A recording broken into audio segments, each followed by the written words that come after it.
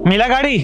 हाँ जी सर, यही है। तो वैसे खटारा गाड़ी बना रखी है, रहती वहां पर है लेकिन यहाँ छुपा रखा है। उठा लूं? तो मंगाओ क्रेन और लेकर चलो इसे। अरे अरे अरे रुकिए, ये आप दोनों क्या कर रहे हैं हमारी गाड़ी के साथ? क्या कर रहे हैं? क्या लेकर जा रहे हैं आपकी गाड़ी को? लेकिन साहब आप मेरी गाड़ी लेकर क्यों जा रहे हैं? क्योंकि आपने किस्त नहीं भरी है। 6 किस्त तो टूटी पड़ी है इसकी। ध्यान कहाँ है आपका? इतनी बड़ी गाड़ी लेने से पहले सोचना चाहिए ना। गाड़ी तो ले तो किस्त भरी नहीं होती आप लोगों को, तो क्या करेंगे? लेकर ही तो जाएंगे ना।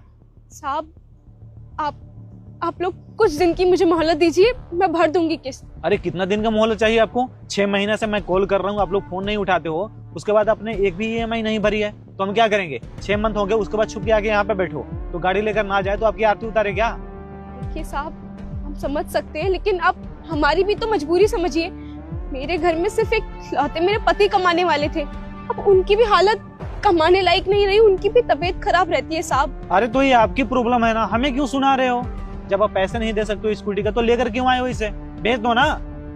प्लीज ऐसा मत करो। अब मेरे घर को संभालने वाली सिर्फ मैं एक अकेली हूँ। मेरे 2 छोटे छोटे बच्चे भी हैं, मेरे को काम पे भी जाना होता है। सारा घर अकेले इन्हीं कंधों पे रखा हुआ है मैंने। और अगर आप मुझसे ये गाड़ी ले लेंगे तो मैं इतनी दूर कैसे जाऊंगी साहब काम करने? हुआ क्या आपके हस्बैंड को? हस्बैंड तो आपके अच्छे खासे है ना, कमाते भी थे, और EMI तो टाइम से जाता ही था। पर 6 महीने से ना आप EMI दे रहे हो ना फोन उठा रहे हो। ऐसा क्या चक्कर चल रहा है?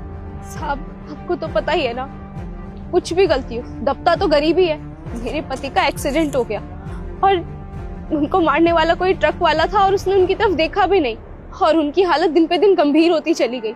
और आज वो इस हालत में कि वो हम परिवार का पेट तक नहीं पाल सकते। सर आप कहाँ इनकी बातों में आ रहे हैं? ये सब ना ऐसे झूठ बोलते हैं, कुछ नहीं हुआ होगा। ऐसी बस कहीं पे गिर पड़ गया होगा, इसी वजह से बहाने बना रहे फालतू का। जानता हूँ इन लोगों को सर, मैं रिकवरी करने जाता हूँ ना तो बहाने बनाते हैं ये। नहीं नहीं साहब, हम अपने 2 छोटे छोटे बच्चों की कसम खाते हैं, नहीं हम झूठ नहीं बोल रहे। देखो मेरी बात सुनो, हम लोग ना कंपनी के अंदर में काम करते हैं, तो हमें जो काम दिया गया है वो तो हम करेंगे ही ना। कितने दिनों से आपके पास कॉल कर रहे हैं, हेड ऑफिस से कॉल आ रहा है, आप लोग तो फोन भी नहीं उठाते हो। फोन उठा के बात तो करना होता है। अगर कोई प्रॉब्लम है तो बताना तो चाहिए ना आपको। ये तो आपकी टेंशन है ना, हमें क्यों टेंशन में डाल रहे हो? मेरा जो काम है वो तो मैं करूंगा ना, या मैं अपनी नौकरी खतरे में ला दूं? साहब मैं आपसे ऐसी कोई बात नहीं कह रही कि आप अपनी नौकरी खतरे में लाइए, लेकिन आप एक इंसान होने के नाते इंसानियत तो दिखा ही सकते हैं ना साहब। मेरी गाड़ी अगर आप मुझसे छीन लेंगे, मुझसे यहाँ से ले जाएंगे, तो आपको पता है मुझे कितनी मजबूरियों का सामना करना पड़ेगा। मैं मेरे बच्चों को स्कूल भी इसी गाड़ी से छोड़ने जाती हूँ साहब। बच्चों का स्कूल भी यहाँ से बहुत दूर है। अरे तो हम क्या करें इसमें? आपको EMI तो भरना पड़ेगा ना। जब तक आप नहीं भरोगे आपकी गाड़ी जब्त ही रहेगी। आप छुड़ा भी नहीं सकते हो इसको, ठीक है? पैसे आप लेकर आना, उसके बाद गाड़ी लेके जाना। मंगाओ गाड़ी। नहीं नहीं नहीं नहीं साहब, प्लीज मैं आपके पैर पड़ती हूँ, हाथ जोड़ती हूँ, प्लीज।